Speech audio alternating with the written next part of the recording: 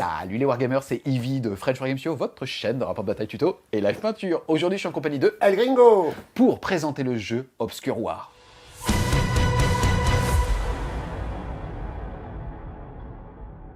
Ton visage est bien connu de la communauté compétitive de Warhammer 40 000 ainsi que celle de la chaîne, mais aujourd'hui, t'es pas venu en tant que El Gringo, t'es venu en tant que Frédéric de la société Wheezy Games pour nous parler justement de ce jeu qui sera disponible sur la plateforme Kickstarter du 26 septembre au 6 octobre avec un jeu d'affrontement de plateau utilisant des figurines, format escarmouche, puisque chaque joueur va prendre le contrôle de 4 figurines avec aussi une notion de deck building.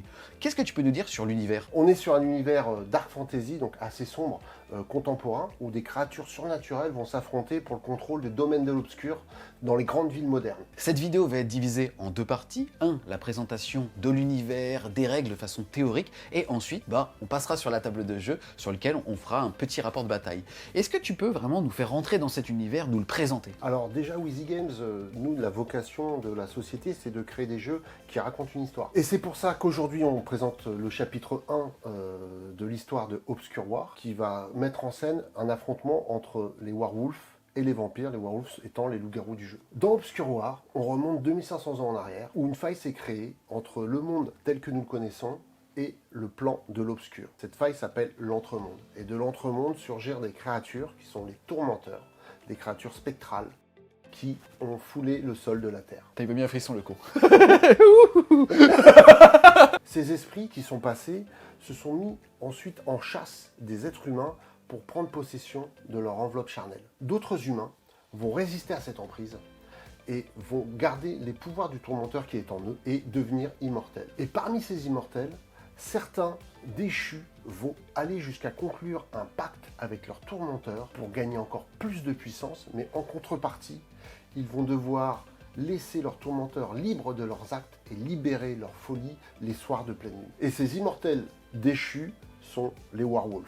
Et aujourd'hui, dans le chapitre 1 de Obscure War, vont s'affronter les vampires et les werewolves pour le contrôle des domaines de l'obscur de San Francisco. Ok, donc on perçoit un petit peu plus l'univers et finalement les enjeux aussi qu'on va retrouver sur une partie, le fait d'aller chercher ces ressources de l'obscur pour alimenter ces petits tourmenteurs. Un truc que j'ai adoré dans le jeu, c'est le fait qu'on va avoir différents leviers qui vont justement faire une innovation globale au niveau des mécanismes de jeu. Déjà, on joue que 4 figurines. On va pouvoir alimenter cette compo en changeant ces héros-là, puisque ceux-ci vont avoir des capacités spéciales. Ensuite, on va avoir une notion de vrai deck building avec ces fameuses lames de pouvoir, c'est le nom qu'on donne aux cartes et qui vont avoir un impact directement sur le plateau de jeu.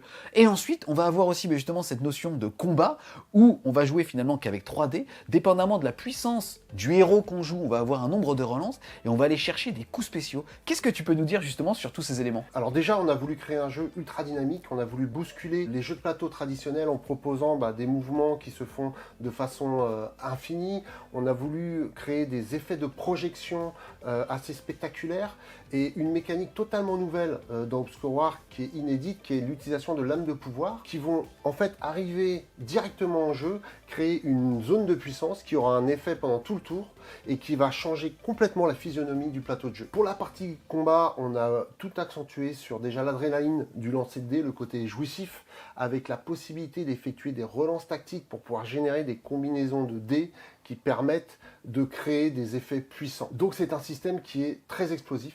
Yes, c'est vrai ça, puisque en fait, en gros, on ne va avoir que 3 dés, mais on va chercher à faire soit des doubles, soit des suites, soit finalement des triples, avec une notion de relance. On va avoir un aspect parfois assez cupide qui fait que je claque ma dernière relance pour tenter de faire le plus gros coup, et ça fait prout. Et je trouve ça, comme tu l'as dit, c'est ultra galvanisant, aussi bien en attaque finalement qu'en défense, puisque dépendamment des figurines qu'on va jouer, certains vont avoir des capacités de coups puissants, et d'autres, ça va être des défenses puissantes. Donc c'est assez intéressant justement de jouer là-dessus. On a un principe aussi justement de puissance au sein des personnages qu'on va jouer, allant de 1 à 3, et c'est aussi justement le nombre de relances qu'on va avoir. Et c'est comme ça que va se créer l'équilibrage entre les persos très puissants, où t'en as qu'un, et ceux un petit peu moins puissants. Tu vas en avoir plusieurs. On va découvrir de toute façon tous ces mécanismes de jeu directement dans la partie qui va suivre, pour parler un petit peu maintenant des figurines. Qu'est-ce que tu peux dire sur elles, leur échelle? Est-ce que justement on est sur un principe très out of the box, c'est-à-dire que j'ouvre ma boîte, directement je joue avec, ou non, est-ce que c'est des figurines qui vont être à assembler? Quels sont les avantages aussi justement de ce genre de mécanisme? On est parti sur du 41 mm, un format un petit peu au-dessus du format standard, pour qu'on ait un effet spectaculaire sur la table. C'est assez intéressant d'avoir utilisé des figurines de 41 mm parce que comme tu le dis, c'est beaucoup plus flatteur sur le plateau de jeu quand on s'en sert que comme des pions finalement. Ce qui est aussi cool, c'est de se dire que par rapport justement, notamment à Warhammer 40 000 ou aux jeux phares qui sont suivis par la chaîne, comme on est sur du 32 mm mais taille spectaculaire, c'est-à-dire un Space Marine faisant 2,40 m IRL, là tu te dis qu'il y a une compatibilité puisque c'est des humains qui vont être un petit peu plus grands, toujours plus petits que des SL, et pour ceux qui vont avoir un vrai coup de cœur sur la gamme, ils vont aussi pouvoir les utiliser comme des proxys ou pour les peintres en fait tout simplement. Oui, avec en plus des possibilités de conversion, comme on est sur des figurines qui sont en multipart, et le multipart peut aussi créer des postures dynamiques sur le plateau de jeu. Pour revenir maintenant sur vraiment la boîte de base, donc ce chapitre 1, et le fait que ça sera encore une fois disponible sur la plateforme Kickstarter du 26 septembre au 6 octobre, combien est-ce qu'elle va coûter? Qu'est-ce qu'il va y avoir dedans? Est-ce qu'il va y avoir des extensions? Alors, dans cette boîte de base, pour ce premier Kickstarter, vous allez avoir tout ce qu'il faut pour jouer pour moins de 70 €, et en plus, vous allez avoir un coffret exclusif Kickstarter avec différents accessoires de jeu qui vont venir agrémenter votre partie. Ce que je trouve assez intéressant, c'est que déjà c'est relativement accessible, c'est moins de 70 €, que finalement la boîte de base sera la même que celle potentiellement disponible en boutique, et que votre choix, c'est pour ce même prix, donc de moins de 70 €, d'avoir ce fameux coffret en plus exclusif Kickstarter. Est-ce que tu peux nous parler aussi justement des différents stretch goals? Parce que vous avez fait le choix de ne pas avoir d'add-on. Sous-entendu, c'est tout le monde logé à la même enseigne, c'est-à-dire que même le all-in sera au même prix dans un souci d'accessibilité du jeu. Oui, d'accessibilité et le fait aussi que plus il va y avoir de participants, plus la qualité de la boîte de base va être élevée avec des cartes en plus, des figurines en plus, un livret qui sera beaucoup plus qualitatif, des cartes plus qualitatives, de façon à pouvoir arriver en fait au final à un jeu ultra quali. Donc là finalement pour ce chapitre 1, on va avoir les loups-garous contre les vampires. Qu'est-ce que tu peux nous dire sur l'avenir de l'univers et comment est-ce que vous allez le développer? Alors, la boîte de base, c'est un mode découverte pour découvrir le jeu avec 2 factions. Il y a ensuite le chapitre 2 qui sera une nouvelle extension avec 2 nouvelles cabales, à savoir la confrérie et les technomanciens, qui proposera en plus un mode campagne. Et le chapitre 3 nous permettra de découvrir 2 nouvelles cabales, à savoir les tourmenteurs et les immortels. Donc on a essayé de tabler sur différents registres. Déjà un mode de découverte avec le premier opus du jeu, ensuite un mode campagne pour un aspect un peu plus narratif. On souhaite aussi développer une BD sur le fleuve du jeu pour toujours essayer d'apporter de la richesse dans l'univers. Et enfin un mode compétitif pour les tournoyeurs, de façon à ce qu'ils puissent se mettre un petit peu sur la tronche et pouvoir construire leur deck, leur compo de cabale et pouvoir effectuer du jeu un peu plus optimisé. On se retrouve les Wargamers près de la table de jeu où on a devant nous justement le contenu de la boîte de base Obscure War avec quelques petits accessoires puisque tu nous parlais des exclusivités Kickstarter. Ici on va avoir justement les figurines studio peintes par Nico Dese. Ensuite on a justement des figurines, alors là on est sur un vrai beau proto. Les figurines que vous voyez ici ont le même niveau de détail que ce que les gens recevront, sauf qu'on est sur un tirage résine, là où pour le coup le produit final sera lui en plastique. En tout cas tout à l'heure Frédéric nous parlait des figurines qui vont être en multipart. Ici, on a un exemple justement d'une figurine qui sera montée, c'est-à-dire que là, il n'y aura qu'un point d'attache au niveau du bras. On peut voir en tout cas que les figurines sont ultra détaillées et on donne envie d'être peintre. J'aime beaucoup la gestion des volumes. On sent que le peintre qui l'a fait, justement, s'est mis dans la place aussi justement d'un peintre. Et pareil pour le niveau de détail des figurines, même pas préparées finalement. Je trouve que c'est assez séduisant. Ensuite, de ce côté-là de la table, on va retrouver tout simplement la carte de nos personnages. On va avoir ici leur rang, sous-entendu maître, avatar, élite et séide. C'est l'ordre dans lequel on va activer. Et on en parlait tout à l'heure aussi, justement. Là, l'équivalent de leur niveau de puissance, 3, 2, 2, 1. Et ça sera systématiquement, justement, sur ce genre de compo qu'on va partir. De ce côté-là, on va avoir les lames de pouvoir, c'est-à-dire le deck ici de minimum 21 cartes qui va nous servir tout au long de la partie. Et ce qui va être très intéressant, c'est l'interaction qu'on va avoir. Par exemple, en fait, cette carte-là, je la tire, c'est la stase. Chaque personnage adverse adjacent à cette lame ou ayant basculé dedans ne peut effectuer aucune action de lame. Et typiquement, quand je vais activer une des figurines ici, admettons que par exemple lui n'est pas été encore activé, je vais commencer par là, il est de niveau 3, ça veut dire que cette carte-là, elle est de niveau 1, je peux l'activer gratuitement. Si par exemple cette carte avait été de niveau 3 et je l'avais activée par exemple avec un niveau 2, il y a un delta, donc ça lui aurait coûté un d'essence de vitesse, sous-entendu un petit point de vie. Et derrière, au moment de l'activation, je vais pouvoir la placer n'importe où sur le champ de bataille. Donc on va avoir une vraie interaction justement avec les cartes de l'âme qu'on va justement voir placé. Ensuite, on a ici 8 points de vie par personnage. C'est lié au fait qu'on est sur un mode découverte qui se joue sur 3 tours. Dans cette vidéo, on va uniquement faire un tour de jeu pour qu'on puisse voir justement le séquencement d'un des tours, mais il faut comprendre qu'une partie normale, elle se joue sur 4 tours de jeu fixes et que chaque personnage a 10 points de vie. Ensuite, on va retrouver les figurines exclusives Kickstarter, à savoir les visages de l'obscur qui vont nous permettre de prendre contrôle justement sur les petites failles que vous voyez ici qui s'appellent les domaines de l'obscur. Exactement, ça veut dire que dès qu'on voudra en prendre contrôle et qu'on aura un personnage adjacent, on pourra tout simplement, à la fin de son activation, on l'expliquera après, prendre le contrôle justement avec un de ces petits tokens ici en figurine. Là, on va avoir les dés qui vont nous servir à faire les actions de combat ou de défense. Et après, comme je le disais tout à l'heure, on va avoir une carte avec cette hiérarchisation au sein justement d'une cabale, avec le niveau, le rôle, derrière aussi les capacités, à savoir d'attaque et la capacité, entre guillemets, passive qu'on va pouvoir activer une fois par activation de personnage. Maintenant qu'on est autour de la table, il n'y a plus de Fred, il y a El Gringo. Est-ce que tu peux nous parler de l'initialisation du début de game, sous-entendu comment est-ce qu'on va se déployer, comment est-ce que va se dérouler le début de la partie? Oui, alors le déploiement se fait de façon totalement libre, c'est-à-dire que vous pouvez prendre le personnage que vous voulez dans votre cabale et le déployer n'importe où sur la zone de jeu. La seule contrainte est qu'on n'a pas le droit de déployer un personnage dans un domaine de l'obscur, adjacent à un domaine obscur ou adjacent à un personnage adverse. Et en dehors de la table. Et en dehors de la table pour les petits malins, pour les petits marioles. Voilà, c'est la petite séquence petit pas mariole. faire. Il m'a jugé. On va à présent lancer un dé pour savoir qui va positionner son premier personnage. T'as pas peur, toi? Tu jettes un dé contre moi? Oui, mais moi j'ai jamais peur, regarde. 5. Un 5, c'est misérable, regarde. Tremble. 4. Tu as gagné le jet de dés. Donc ce qu'il faut savoir, c'est que tu vas non seulement déployer ton premier personnage, ensuite c'est un déploiement alterné, mais au début du premier tour de jeu, c'est toi qui activeras ton maître en premier. D'accord, donc on le rappelle, cette hiérarchisation fait que ça sera systématiquement le maître en premier. Théoriquement, la facilité dans un premier temps serait peut-être de dire que je vais le déployer en dernier pour pouvoir le faire de façon réactive et avoir l'initiative. Ça dépend. Tu peux aussi considérer que les 2 derniers personnages sont aussi des tireurs. Donc ils vont peut-être vouloir choper des lignes de vue. Donc il va falloir faire un choix entre soit bien positionner tes personnages puissants pour qu'ils aillent tout de suite en mêlée pour aller impacter l'ennemi, ou plutôt choisir des lignes de vue. Tout dépendra de ta stratégie. Forfait. C'est parti, moi de mon côté, je viens de placer Yaga.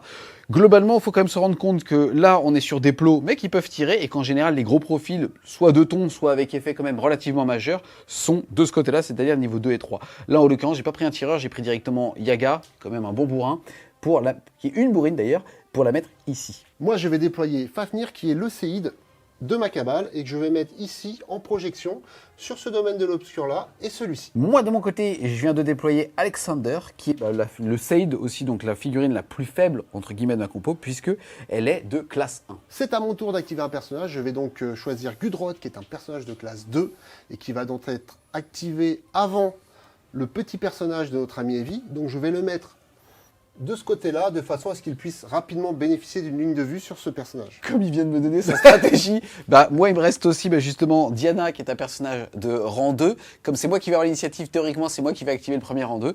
Donc je vais le mettre juste derrière, pile poil en direction de ton boule. Ce qui va se passer, c'est qu'il va vouloir effectivement peut-être taper les boules de mon cher Gudrod. Donc je vais faire venir Slaktar, qui est ma brute de combat, et qui va rentrer dans la mêlée à ce niveau-là parce qu'il n'a pas peur.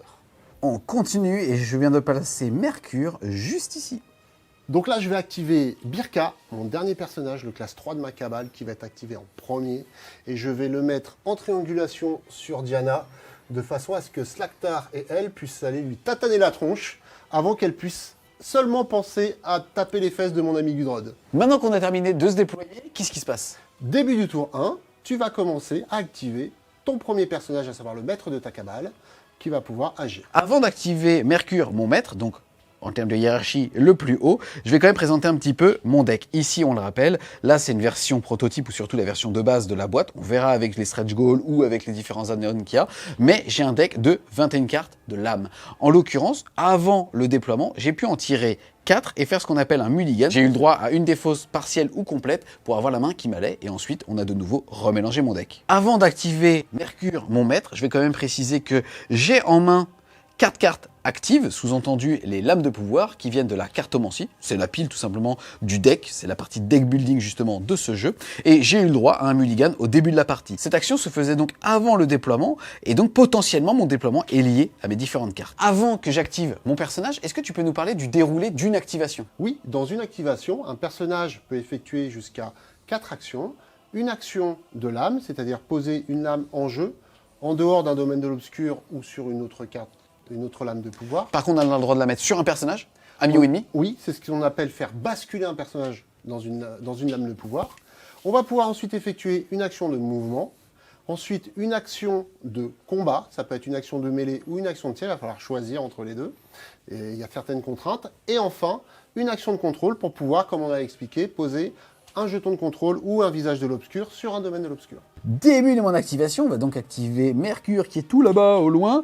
Comme je viens de l'expliquer, au niveau du séquencier d'une activation, je vais commencer, si je le souhaite, par activer une lame de pouvoir. Là, vous découvrez ma main. Mes lames de pouvoir, là, sont de classe 3, 3, 2, 1. Comme derrière Mercure est de classe 3, je peux utiliser celle que je veux, ça ne me coûtera pas de points de vie. Là derrière, je vais pouvoir utiliser le locus. Ce qui va se passer, c'est que je vais placer cette carte de pouvoir, comme tu l'as dit, n'importe où, mais justement sur le plateau, si ce n'est dans ces zones-là. En l'occurrence, je vais la placer ici, et on va lire les effets. Ici, c'est le focus de positionner cette lame adjacente à un domaine de l'obscur, puis téléporter le lanceur dedans. Chaque personnage adverse subit ensuite une blessure s'il est positionné dans ce domaine obscur. En l'occurrence, il n'y a personne ici. Mais je vais pouvoir téléporter ici le petit Mercure directement dedans. Ce qui est intéressant, c'est que déjà, bon, on voit là qu'il y a un petit cercle dans lequel je vais le mettre, c'est plus pour l'immersion et la cinématique au sein du champ de bataille. Ce qui est assez intéressant, c'est qu'une fois que j'ai placé la lame sur le plateau, elle est considérée comme une seule case. Sous-entendu, les 6 petites cases qu'il y a en dessous ne sont considérées comme qu'une. Une fois que j'ai claqué ma lame, il faut aussi noter que je vais en régénérer une pour en avoir toujours 4 actives. Ensuite, on passe à la phase de mouvement. Je te laisserai montrer la phase de mouvement. Moi, je vais directement passer à la phase de combat.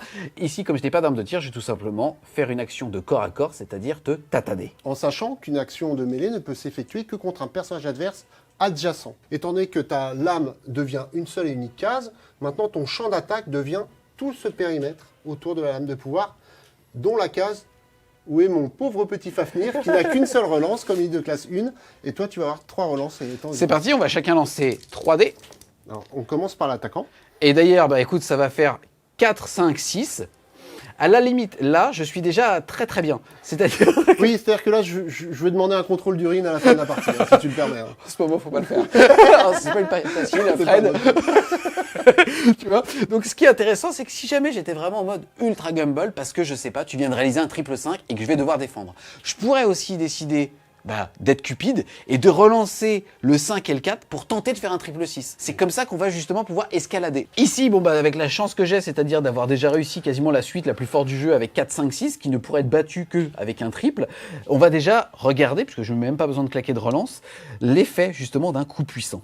Là, on voit aussi sur la carte de Mercure qu'on va avoir des petits symboles pour les options d'attaque, et ici, par exemple, avec un petit bouclier, des effets de défense sur, par exemple, des défenses puissantes qui reviennent exactement là au même par rapport justement aux objectifs des dés qu'on se donne. Là, à l'instant où Mercure effectue un jet d'attaque puissante, il inflige une blessure additionnelle au défenseur, puis gagne une vitalité, sous-entendu un point de vie. Là, je suis déjà capé à 8, ça veut donc dire que ça ne va rien faire. Sauf que Fafnir perd quand même un point de vitalité. Yes, ça, c'est bonus. Maintenant, tu vas pouvoir tenter de défendre. C'est ça. Donc là, mes seules options est de faire 3 chiffres, 3 résultats identiques, ou alors la même suite que toi, ce qui va être assez compliqué, étant donné que j'ai qu'une seule relance, comme je suis que de classe 1. Eh bien, figure-toi, mon ami, que j'ai déjà 2-4, ce qui fait déjà un jet percutant. Est-ce que j'ai droit à ma relance? Si je fais un 4, je te contre. Et non, malheureusement, voilà, les rangs de hiérarchie sont respectés. Je vais me prendre ma baffe, donc je reprends un point de blessure. Chose importante, comme tu m'as infligé une blessure en combat, tu marques ton premier point de puissance. Qui est l'équivalent d'un point de victoire. Donc je suis à 1. Tu as 1. Moi, je dois à présent effectuer un retrait obligatoire de 3 cases, d'exactement 3 cases. Donc je peux me positionner ici, ici ou ici, ou basculer dans l'âme de pouvoir. Les lames de pouvoir arrêtent tout mouvement possible. Donc je vais choisir de basculer dans l'âme de pouvoir, qui est là. Et toi, comme tu es le gagnant du combat, que tu m'as fait une blessure, tu peux effectuer une occupation, c'est-à-dire bouger sur une cage adjacente à ta position. Sans surprise, je vais directement aller dans ce domaine de l'obscur. On se demande bien pourquoi, mon ami. Pourquoi? Parce que tu fais bien de le dire. La prochaine étape de l'activation, et c'est aussi la dernière étape de l'activation, c'est l'action de contrôle. Si on est dans un domaine de l'obscur, on peut tout simplement décider de le contrôler, ainsi mettre un petit token ici, et ça fait que pour l'instant, même si le bilan sera fait à la fin du tour global, c'est-à-dire de l'activation réciproque de toutes nos figurines, pour savoir qui contrôle ce domaine-là. Une fois mon activation terminée, pour que justement El Gringo puisse avoir une vue claire, je vais tout simplement retourner ma carte et on voit que celle-ci passe en noir et blanc. À moi d'activer le maître de ma cabale, en l'occurrence Birka, qui va lancer son action de lame, à savoir le Berserker de classe 2. Donc je vais positionner cette lame ici. Et il est indiqué que le lanceur peut effectuer une action de mouvement additionnelle, qui ne compte pas dans ma limite de une action de mouvement par tour, et survoler les autres personnages de façon à basculer dans cette lame. Les personnages adverses survolés ainsi subissent une blessure. Donc c'est un effet cinématique où elle s'envole comme ça, elle atterrit là, et les personnages qui étaient sur cette ligne-là prennent une blessure, en l'occurrence, Diana subit une blessure. D'accord, donc elle va passer à 7 vitae. Voilà, donc là c'était mon action de lame, je peux maintenant effectuer mon action de mouvement. Je vais venir ici, de façon à être adjacent toujours à Diana. Et je vais essayer de faire un petit peu la même technique que toi. J'espère avoir autant de chance. En tout cas, j'ai droit à 3 relances. Je pense que ça devrait suffire. Diana étant en classe 2, elle a droit à 2 relances. Donc je fais mon action d'attaque. Eh bien écoute, j'ai déjà un double 1, ce qui est un jet percutant. Donc je vais tenter éventuellement les 3 résultats identiques. Une première relance. Une deuxième relance. Allez, une troisième relance. Non. Il espère me battre avec un double. Oui, oh, le fou. Avec une paire. Avec une paire, il y va. Vas-y. Bon alors, déjà Chopper, c'est une égalité. J'ai le droit à 2 relances, mais le fait est qu'une égalité est un contre. Une égalité est déjà un contre. Toi, tu as un coup spécial qui est un coup d'attaque, donc inutile d'essayer de chercher plus loin, car tu n'as pas de coup de défense spéciaux. Yes. Donc tu vas simplement me dire que tu me bloques au niveau du combat. Donc je ne te fais aucun dégât. Par contre, comme Birka est mauvaise joueuse, elle va utiliser la Furie Obscure, c'est-à-dire qu'elle va s'infliger une blessure, elle va passer à 7 points de vie, et elle va infliger une blessure à tous les personnages adverses adjacents. D'accord, donc en fait la petite Diana passe à 6 vitae. 6 vitae, donc j'ai pas eu de domaine de l'obscur, mais je lui ai mis quand même un petit coup. Comme je n'ai pas infligé de blessure pendant le combat, je ne marquerai pas de points de puissance. Et comme je n'ai pas infligé de blessure, je ne ferai pas d'occupation. Donc je ne pourrai pas prendre le domaine de l'obscur qui est en face. Yes, on rappelle qu'une occupation est tout simplement un mouvement de 1 pour pouvoir notamment rentrer dans une case. Voilà, donc j'ai fini d'activer Birka, je la retourne et c'est à toi d'activer ton avatar. À moi d'activer justement ma deuxième figurine, ça va être Yaga l'avatar. Si on la regarde un petit peu déjà, elle va avoir une capacité de défense si jamais elle fait une défense puissante. Mais ça à la limite on regardera s'ils viennent chercher les poux. Par contre, elle, une fois justement par activation, elle peut faire l'éveil obscur qui fait que Yaga est considérée comme étant de classe 3 pour effectuer sa prochaine action. Comme on l'a vu tout à l'heure, une action c'est soit justement de claquer une lame, elle pourrait donc claquer une lame de niveau 3 sans perdre de points de vie, ou alors au moment de combattre, pouvoir être considérée de classe 3 et donc ainsi avoir 3 relances. Là, en l'occurrence, comme je sais qu'il n'y a qu'un tour de jeu parce que c'est une vidéo, je vais décider de manger mon point de vie. Je vais décider de manger mon point de vie et je vais donc passer à 7 parce que tout simplement, je vais utiliser le fantasme, c'est-à-dire une classe qui va être de rang 3 et qui va permettre, à chaque fois que le lanceur bascule dans cette lame, chaque autre vampire allié est considéré comme étant de classe 3. C'est très très fort. Donc en fait, je vais m'en servir de 2 manières différentes. La première, c'est de la mettre ici. Sous-entendu, je vais pouvoir, à ma phase de mouvement juste après cette action, bouger dans cette direction ou dans cette direction. Ici, en l'occurrence, dans cette direction, rentrer dans cette lame de pouvoir et ainsi stopper mon mouvement, la placer au centre. On rappelle que ici, maintenant, ces 6 cases liées à cette carte ne sont considérées comme une, et donc d'être à portée adjacent, donc de combat, potentiellement de cette figurine. Comment il s'appelle le figurine ? Slactar ou Gudrod. D'accord. Slactar, ici tu as Gudrod. J'avais même pas vu qu'ils étaient 2, putain. Ah, ils sont 2, et ils sont chonchons. Sans chonchon. Est-ce que tu pourrais alors, s'il te plaît, me donner les classes de ces 2 figurines ? Oui, alors pour le coup, les 2 sont des personnages de classe 2, et les 2 ont des coups spéciaux d'attaque. Donc si tu les attaques, globalement, il y aura le même effet pour ces 2 personnages-là. D'accord. Écoute, là, c'est un petit loup, j'aime bien les animaux, donc j'ai plutôt tapé le petit bec torse nu, le petit chétif sec. Ok. Le chétif sec, c'est de la vieille carne, faut faire gaffe. Là, je vais déclarer que j'utilise cette capacité, c'est-à-dire l'éveil obscur, donc je suis considéré comme étant de classe 3. Ici, je vais retourner tout de suite la carte, puisqu'on la retourne soit quand justement on a fini son activation, soit quand on a utilisé sa capacité. C'est parti, la tatane. Et ça fait 6 et 5. Je vais tenter... Soit je prends le 5 et le 1 pour tenter un double 6, soit ici je vais tenter une suite. Ici j'ai le droit à 3 relances parce que je suis de classe 3, il me faut un 4. Non, toujours pas. Et non. Bon bah là en fait c'était peut-être pas la bonne stratégie, j'aurais peut-être dû relancer justement 2 dés. Là il me faut un 4, est-ce que la chance va payer ? Et non.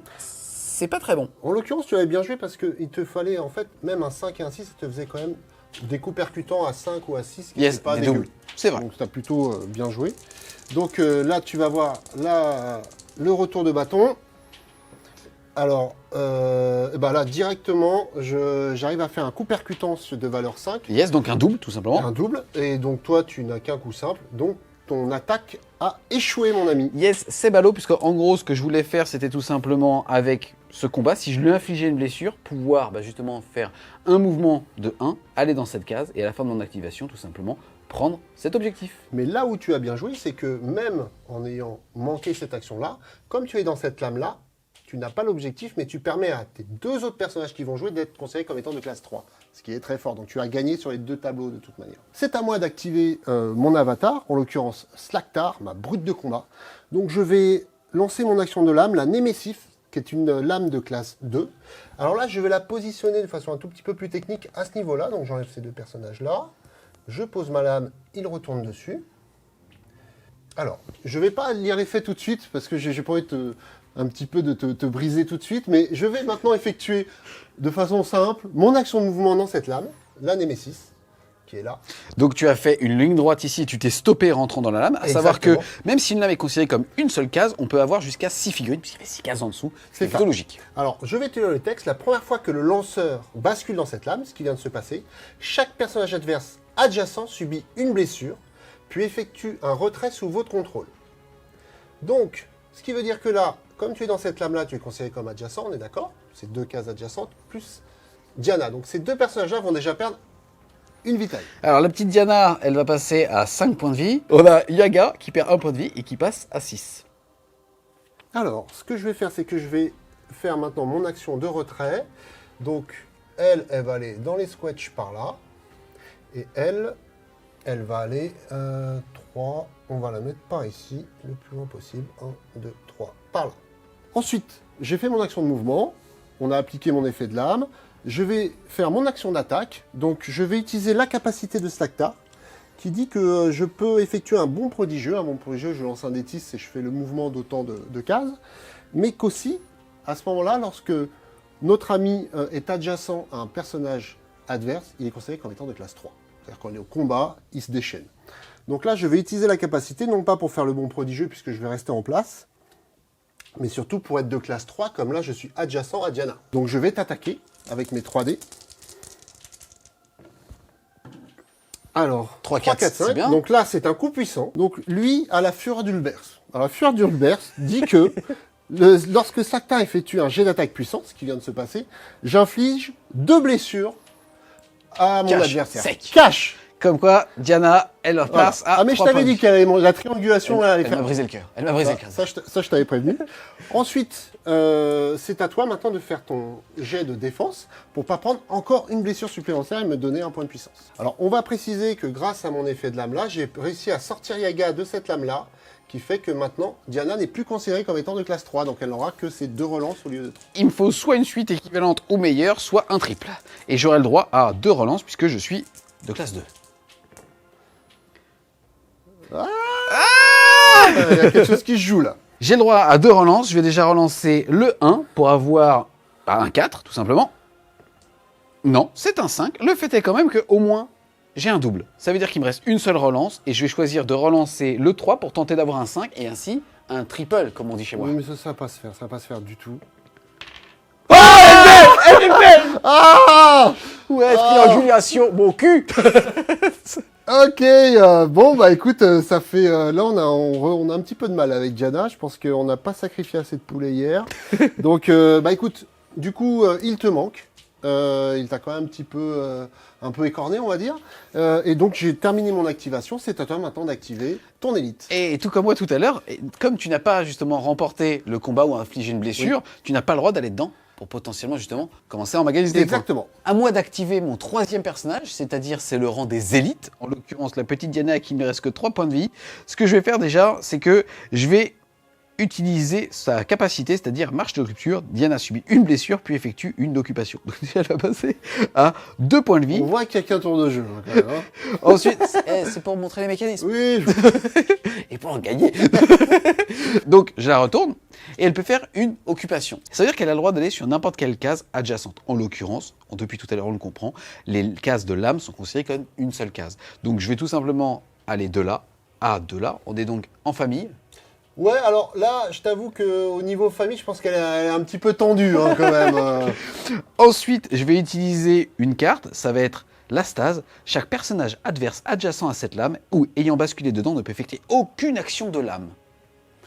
Et je vais tout simplement la mettre ici pour paralléliser toutes les personnes qui sont dans cette lame, au moins jusqu'à leur prochaine activation. Ici, en l'occurrence, ça ne concernera qu'un bonhomme. Gudrun.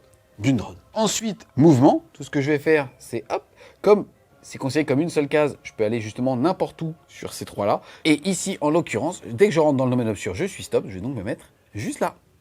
C'est parti, je vais maintenant faire mon action ici de tir, même si je pourrais, comme on est sur des cases adjacentes, taper. Je vais quand même tirer puisque je suis une tireuse et c'est surtout en fait ici une capacité qui me permet, si jamais je fais un tir puissant, de faire une blessure additionnelle et surtout d'empêcher les relances. En l'occurrence ici, ça voudrait dire que les deux niveaux 2 et surtout la niveau 3 n'auraient le droit à aucune relance. N'étant pas sûr de réussir, je vais le faire sur les niveaux 2. C'est parti.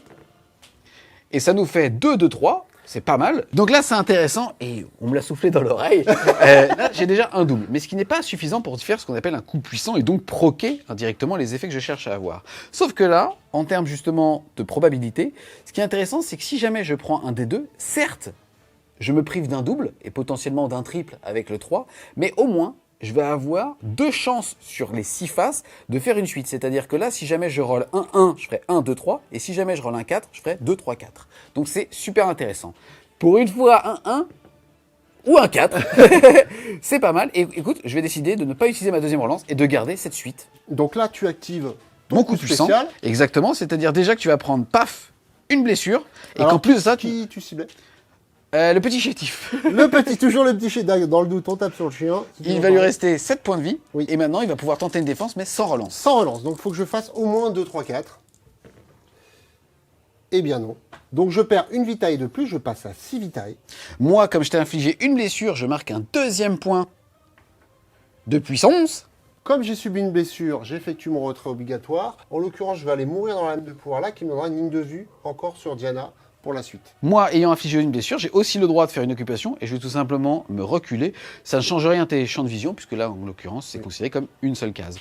Et ensuite, dernière action de mon activation, ça va être le fait de placer un jeton de contrôle, un visage de l'obscur, juste ici, pour, à la fin du tour, si je l'ai encore, continuer d'emmagasiner des points. Donc c'est à moi d'activer mon élite, à savoir Gudrod, qui est présente dans cette lame-là. Donc comme j'ai réussi, avec mon mouvement de retrait, à l'enlever de la stase, il va quand même pouvoir lancer sa lame de pouvoir. Je vais lancer un traquenard de classe 1, que je vais positionner ici pour faire basculer ce personnage adverse dedans. Et qui dit qu'à chaque fois qu'un personnage adverse bascule dans cette lame, il subit une blessure. Donc notre ami Alexander va perdre une vitaille. Il passe à 7. Ensuite, mon action de mouvement, donc j'ai beaucoup de possibilités, comme je suis dans la lame de pouvoir me déplacer en ligne droite, comme dans une tour d'un échiquier. Je vais choisir cette direction-là pour basculer, moi, à mon tour, dans cette lame-là.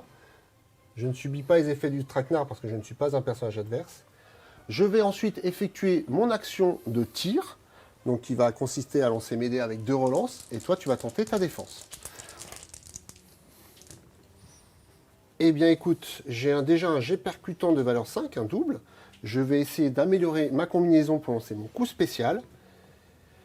Alors là, c'est intéressant. Je vais garder le 4 et le 5 et tenter éventuellement un 6 et un 3 pour toujours avoir mon coup spécial. C'est ma dernière relance. Hey, Elle est belle, elle est belle. Coup spécial. Donc, qu'est-ce que dit mon coup spécial? J'utilise le pacificateur. Le pacificateur, c'est son arme principale qui dit que si j'effectue un jet d'attaque de tir puissant, ce qui vient de se passer, le défenseur ne peut effectuer aucune action d'attaque durant ce tour. C'est con parce que c'était ma dernière activation. Exactement, mon ami. Sympa ton jeu. Exactement. Eh bien, je suis bien content qu'il te plaise. Et donc, tu vas essayer déjà de contrer ce... Donc t'es prêt, je vais faire un triple 1 Non, juste mais pour te la mettre. c'est pas possible. Je n'accepterai pas. Non. Ah, t'as droit à une relance si tu fais un 4, mon ami. Si tu fais un 4, mon ami. C'est marrant comme quoi tous ces jeux, je les ai de la même manière à la chatte. Non, non, c'est pas possible. Et là, non. Ah, là, franchement, tu m'en... Donc tu gagnes le combat. Tu me Alors. fais une blessure déjà, donc tu marques un point de victoire. Oui, je marque mon premier point de victoire. Je suis plutôt content. Toi, tu vas faire ton retrait obligatoire de 3 cases. Et je vais aller me mettre 1, 2, 3 ici. Je vais effectuer à présent mon occupation d'une case pour rentrer dans ce domaine de l'obscur. Je vais faire mon action de contrôle pour poser mon visage de l'obscur ici. Et je vais retourner ma carte de personnage qui a joué. À moi d'activer, en l'occurrence, mon dernier héros, ça va être le Séide, à savoir Alexander. Déjà, il va utiliser une lame de rang 3. Ça veut dire que lui étant rang 1, il y a 2 d'écart entre justement son niveau et celui de Locus, ça veut dire que je vais perdre 2 points de vie. Donc de 6, je vais passer à 4. Le gars qui sait qu'on joue qu'un tour. Enfin, je dis ça, j'ai rien dit. Ça hein. fait partie des règles. C'est vrai, en tout cas, ça permet de montrer des mécanismes de jeu un petit peu poussés. C'est-à-dire que là, je me soucie pas, on va dire, du rang de puissance de mes cartes. Oui. J'y vais direct. Donc je vais utiliser le Focus 3, on l'a déjà vu tout à l'heure, sauf que c'était le niveau inférieur. Là, en l'occurrence, je vais positionner cette lame adjacente à un domaine de l'obscur, puis téléporter le lanceur dedans. En l'occurrence, je viens de le placer juste là, et je vais me téléporter dedans. Ça, c'est une action de lame, c'est-à-dire la première action de mon activation. Tu as un deuxième effet de lame que tu peux découvrir. C'est que chaque personnage adverse subit une blessure s'il est positionné dans un domaine de l'obscur. En l'occurrence, Gudrod qui est là est positionné dans un domaine de l'obscur. Il va donc subir un point de vie. Il va perdre une vitae. Son score passe donc à 5 vitae. Comme quoi, il faut lire la carte entièrement. Oui, ça aide. Ça aide, je te le cache pas dans le jeu. Ensuite, je vais pouvoir faire mon action de mouvement. Stop! Je vais utiliser, comme j'ai le droit de le faire une fois par tour de jeu, une lame de pouvoir en interruption. Avec n'importe lesquels de mes personnages. Yes, c'est représenté par le fait que sur les lames, parfois, on a des espèces ici de petits sabliers, qui veut dire, comme tu viens de le dire, que n'importe lequel de personnage, même s'il a déjà été activé, peut être considéré comme étant le lanceur. Je vais donc lancer l'effroi. Donc pourquoi se priver? Une lame de classe 3 qui sera lancée par Birka qui est là. Je vais la positionner ici. Et cette lame dit que chaque personnage adverse adjacent, donc ce personnage-là est donc adjacent à cette lame, ou ayant basculé dedans, ne peut effectuer aucune action de mouvement. Alors, lui, il n'a pas le droit de se battre. Et il n'a pas le droit de bouger. Oui, maintenant. c'est ça, on lui a coupé les couilles et on lui a coupé les jambes. C'était dans l'autre ordre. Il va avoir du mal à se déplacer, hein, du coup. hein. Bon, bah écoute. Bon, en l'occurrence, comme je n'ai rien le droit de faire, ça va être la fin de son activation. Et malheureusement, même s'il est tout seul de ce côté-là, il va pas pouvoir justement emmagasiner de points avec ce domaine de l'obscur. Ici, fin de mon activation, j'ai retourné ma carte, et comme à chaque fois que je claque justement une lame, je dois quand même en régénérer une pour en avoir une active. C'est à moi d'activer mon dernier personnage, en l'occurrence Fafnir, qui va lancer une lame de classe 2, donc il va perdre une vitae, il va passer à 4. Je vais la positionner ici de façon à être en ligne de vue de notre ami Alexander. Je vais effectuer l'action de mouvement pour basculer dedans. Et la carte dit, c'est l'appel de la meute. La première fois que le lanceur bascule dans cette lame, chaque autre Warwolf allié peut effectuer une occupation, c'est-à-dire un mouvement à une case adjacente. Il se trouve qu'en fin de tour, on perd un point de vie par personnage dans nos domaines de l'obscur. Donc je vais sortir lui du domaine de l'obscur, donc profiter de l'effet de cette lame-là. Je vais faire basculer Birka ici. Lui, je vais le laisser dans la lame. Et je vais maintenant effectuer mon action de mouvement, mon action de tir. Donc sur cette ligne de vue-là, si j'arrive à le blesser, je pourrais marquer un point et éventuellement un point de plus ici sur le domaine de l'obscur. Donc mon cher ami, à un moment donné, il y a de la monnaie à rendre. Lui, c'est des marteaux de lancer, donc c'est assez violent. C'est les lancers de L. Donc je lance mes marteaux, j'ai droit à une relance. Alors soit je joue le coup percutant à 5, puisque tu as le droit qu'à une relance toi là, ou je tente la suite. Ouais, je vais quand même tenter la suite, parce que si je fais un 1 ou un 2, ça me fait aussi une paire. Donc un coup percutant. Allez, ah non. Donc j'ai un jet simple de valeur 4 qu'il faut que tu battes avec tes 3. Allez, c'est parti, il me faut au moins un 5. Et j'ai même un 5, donc c'est bon. Ici, en l'occurrence, j'ai quand même le droit à une relance. Et avec Alexandre, j'ai quand même justement un effet de défense puissante. C'est parti. Eh ben non, ça reste, le fait est quand même qu'au moins c'est une égalité. Et voilà, donc j'ai terminé d'activer Fafnir, je retourne donc la carte. On arrive au fin du tour. Donc en fin de tour, on va commencer par le joueur qui a démarré le tour. Tu vas commencer par regarder le nombre de domaines de l'obscur que tu contrôles. Yes, j'en contrôle 1 et 2. Tu marques donc 2 points. Yes, je passe à 4. Moi, j'en contrôle un seul, je passe à 2. Ensuite, tu vas regarder les personnages qui sont présents dans les domaines de l'obscur. Ils vont perdre 1 point de vie. Bon, on a la petite Diana qui va passer à 1 PEV. 1 point de vie. Yes. Et derrière, on a Mercure qui lui va passer à 7. Elle a mangé froid quand même. Entre toi qui as dépensé des lames à tout va de classe 3 et moi qui lui tape bien rentré dedans. Moi, j'ai pris soin de sortir Gudrod au tour d'avant, donc je ne perdrai pas de points de Vitae. Maintenant, on va passer à la phase de dissipation, c'est-à-dire qu'on va dissiper les lames qui sont en jeu. Donc, tu vas commencer par dissiper tes lames de vampire, donc celles qui sont libres. Celles-là, il faut savoir qu'un personnage est dessus, donc tu peux repositionner le personnage, qu'il soit allié ou adverse, à ta convenance sur les 6 cases que tu auras libérées. Et je vais tout simplement, hop, le mettre ici. Ok, tu peux dissiper tes autres lames de pouvoir. Yes, on a celle-là et celle-là. Ces lames de pouvoir vont maintenant dans ta défausse, et tu gardes bien évidemment tes lames de pouvoir en main pour le tour suivant. Moi, je vais défausser donc cette lame-là, celle-ci et celle-ci. Là, il va y avoir une explication en face à face ici. Je repositionne donc mon Slactar là. Parce qu'il lui reste qu'un PEV, on est d'accord que la partie s'arrête puisque c'est une démonstration et c'est pour la vidéo. Oui, tu as de la chance, tu as de la chance. Il était à ça quand même. Hein. Et je pense qu'elle a un petit peu chaud au miche. Et lui va se mettre ici. Comme c'est moi qui avais le moins de points de puissance à la fin de ce tour 1, c'était moi qui ai décidé quel maître allait commencer au tour suivant. En l'occurrence, je pense que j'aurais commencé pour pouvoir lui tirer dessus là et que Slactar puisse éventuellement finir le travail sur notre amie Diana. On se retrouve les Wargamers avec El Gringo, justement à l'issue de ce tour de démonstration.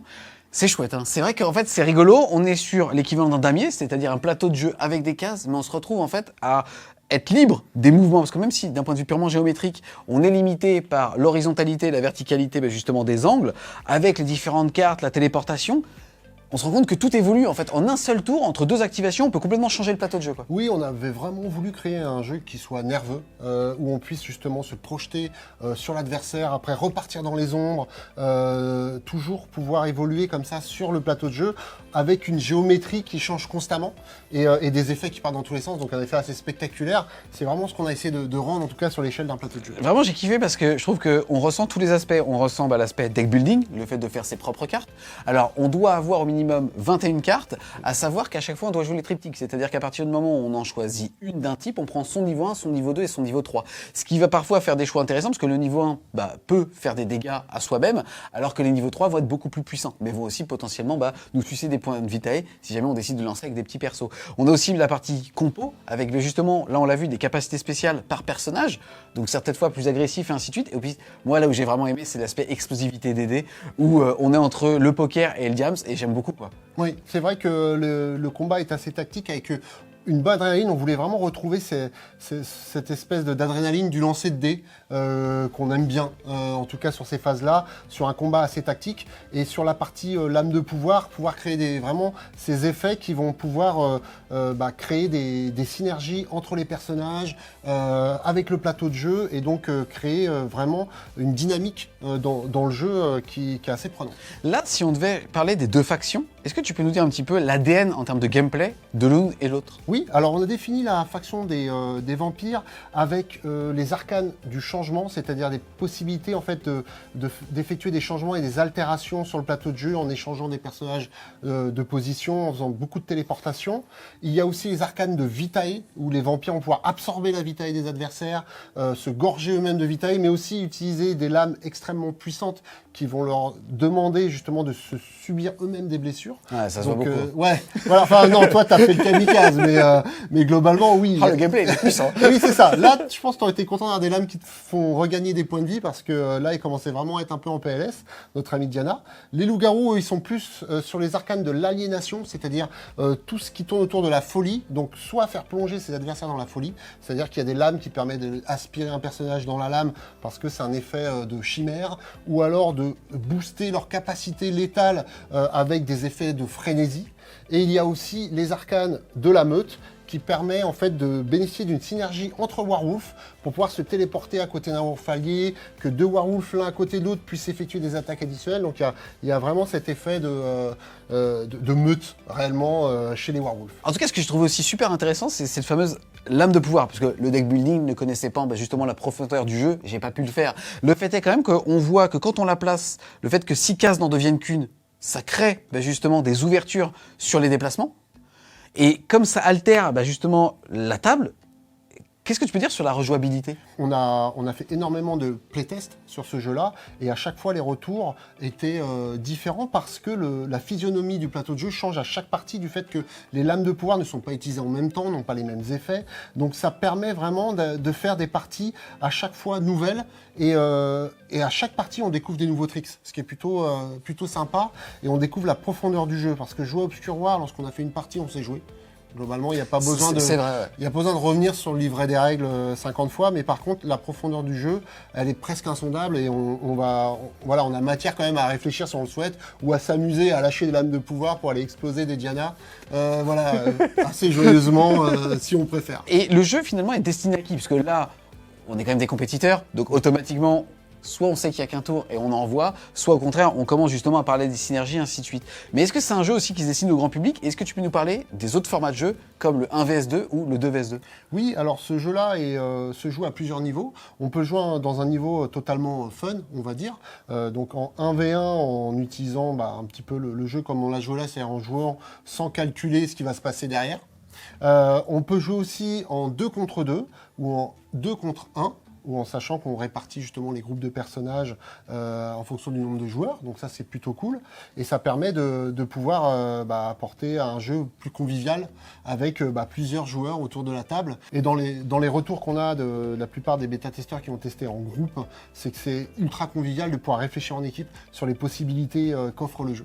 Yes, sur l'ordre de lancement des activations, parce que tu vas vouloir faire des choses, mais tu dis mince, si l'autre va s'activer avant, il risque de te la mettre avec une carte de pouvoir. C'est vrai que c'est super cool. En tout cas, un grand merci à toi d'être venu avec la casquette de Wheezy Game pour présenter Obscure War. Je rappelle que le jeu sera sur la plateforme Kickstarter du 26 septembre au 6 octobre 2021, que là vous avez vu le contenu justement de la boîte de base. Celle-ci sera aux alentours de moins de 70 € parce que le prix n'est pas encore complètement défini.